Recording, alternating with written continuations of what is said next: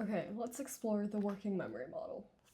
So, the working memory model was created after the multi-store model, and it was created because the critique of the multi-store model was that it was too simplicated, and the working memory model really accounts for the short-term store of memory, and it suggests that we can process different types of information at the same time and that we actually can multitask. So the short-term memory that working memory model brings up is that we can actively process and manipulate information simultaneously. It's really made up of these elements. We have the central executive, and then three slave systems that it controls: the visual spatial sketchpad, phonological loop, and the episodic buffer. And all of these feed in and contribute to creating long-term memories. So what the central executive is, it's really just the control center or the headquarters of the memory, if you like a metaphor. It really helps to direct your attention or allocate resources into specific things that you're trying to focus on and allocate less attention onto other things. The central executive does not store information, it just kind of acts as a tool to uh, manipulate the information in your head. There's a limited capacity of information that it can control at once, and it's really good for decision making or complex decisions where it needs to kind of analyze everything and bring the elements together. The first slave system we have is the phonological loop. And the phonological loop really takes in auditory information, and it's subdivided into two parts: the phonological store and articulate control. So the two parts really come in as an inner ear and an inner voice. So the phonological store is how we process spoken words and convert these uh, spoken words into code that we can store in our brains. And it's also how we take in written texts and kind of sound them out in our brains so we're able to put them into our short term memory.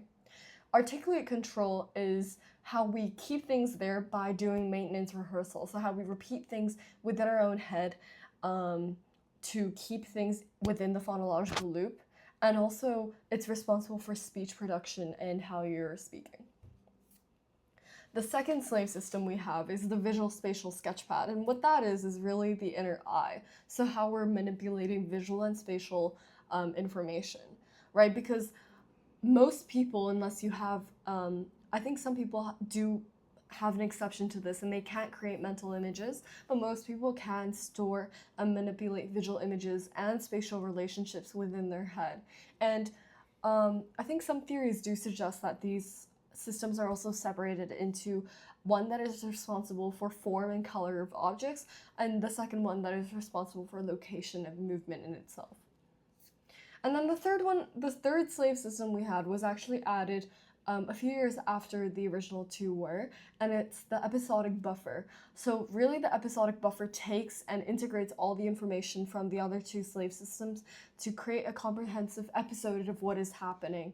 And it really bridges the gap between working memory and a long-term memory. So it can take information from long-term memory, a process we call retrieval, into your current scenario. So if you're doing a math problem and you've suddenly forgotten or you need to remember a more basic step, your episodic buffer can take that information from your long-term memory store, providing you have it. Another example for the episodic buffer is it creates a storyline where it takes all the elements and it makes sure that they're comprehensive and they all make sense together.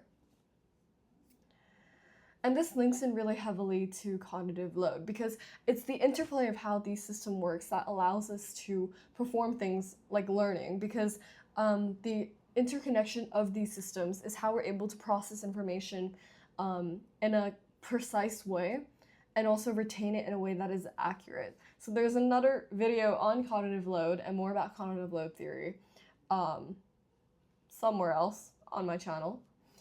But cognitive load also posits that there's only a certain amount of information that we can hold before we don't retain anymore. So going back to working memory model really also explains how we are able to do things like walk home while listening to music, because we have, maybe not walk home, walk towards somewhere you don't know while following a Google Maps, while listening to music, because we're using our phonological loop, and we're processing new spatial information. And that really allows us to look at the human memory in terms of short-term memory more comprehensively and overall. Yeah.